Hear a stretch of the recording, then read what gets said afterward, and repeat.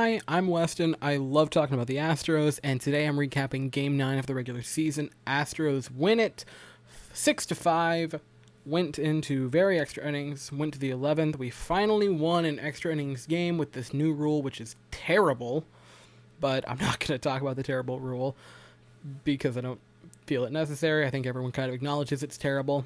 That's irrelevant. We finally picked up the win. Blake Taylor specifically got the win for today, and it's kind of a shame because there's a pitcher who he deserved the win. I understand that he didn't deserve it because statistically and the way pitching wins work, it went to Taylor, but I'm going to talk about the pitching heroics of Valdez in a second. Our starting pitcher, however, was not very heroic. Josh James, his time's running out. And I know that sounds mean to say, and I love Josh James, so I hate saying it because he's got electric stuff. That fastball is something special. But man, 11 walks in 6 innings of work so far this season, that will not work. That will not do. You cannot be a starting pitcher and walk 11 guys through your first 6 innings of a season. It is undoable. It cannot work. He's got maybe 1-2 more starts this year, I would say. And then if he gets demoted to the bullpen, this season of bullpenning before I think the Astros start to give up on him. He gave up a hit today, and sadly that one hit was sort of the difference maker for a while. I mean, we came back, but for a very long while that seemed like that was the kiss of death today, which was a grand slam that he gave up to Albert Pujols. And I don't mean to insult Albert Pujols. I understand he's probably the best right-handed hitter of all time, but come on, you're giving up a grand slam to Pujols at this point in his career? Like that? James didn't look great today, and it sucks because he's got a great fastball. I think a couple of his off-speed pitches are really good, but man, he just can't get his location down.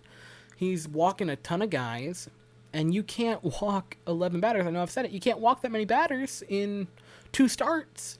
Even if he went 7 innings in both of his starts, 11 walks is insane. I'm sorry. Sorry to vent on Josh James. I'm hoping he can turn it around in his next start if he gets one. If not, I hope he have a good season in the bullpen. But I had to say my piece with that. Valdez came in and saved the game and saved the foreseeable future for the Astros. And by that I mean maybe the next week, because he soaked up 6 1/3 innings that we did not have to look to Blake Taylor for more than 1 1/3 to close out the game. We didn't have to use Presley. We didn't have to use Belak. We didn't have to use Bailey. We didn't have to use a lot of our other pitchers who we've had to use quite a bit because our bullpen's falling apart. I hate to say it, but it is. We got to just put our workload on Framber Valdez, and I didn't think I would be saying this sentence this year, but Framber Valdez for 6 innings carried us on his back. He was incredible. 7 strikeouts, only 1 walk, only 1 run, and that was due to the BS extra innings rule. He looked great. I really can't talk about how good he was enough. I know, that's not how it works, but boy, he really deserved the win today, and it kind of pains me to see it go to Taylor. And that's not an insult to Blake Taylor. That's just Valdez looked great. After we pulled Valdez, though, we did something that was not kind of confusing, actually. I'm going to say what it was. It was really weird. I don't understand it. We put in scrub and intentionally walked a batter, and then pop out to then throw Blake Taylor in. I don't understand why we didn't just put Blake Taylor in the first place. If we had scrub pitch the last 2 outs of that inning and then put Taylor in for the 11th, I'd get that. But we put scrub in there for an inning, or not even an inning, an out, and then pulled him. And this is very confusing. I don't really get that move by Dusty Baker. It didn't hurt us because we won the game, but it was just sort of a head scratcher there. Blake Taylor came in, got out of that inning, and then got out of the 11th to secure us a win. And boy, I think I've said it for the past 3 videos. Our bullpen's taken years off my life. Bases loaded, and boy, Blake Taylor, he showed that he can pitch in clean innings, and now he showed that he can pitch fairly well in very, very high-tension situations. Blake Taylor, He's looked like a stud this year. I'm so excited to see what Blake Taylor does as the season progresses. Offense! I can't believe I'm saying this. I'm angry we scored 2 runs in the second. Bases loaded. No outs. We scored 2 runs, and both of them were with 2 outs, and were walks, and it just...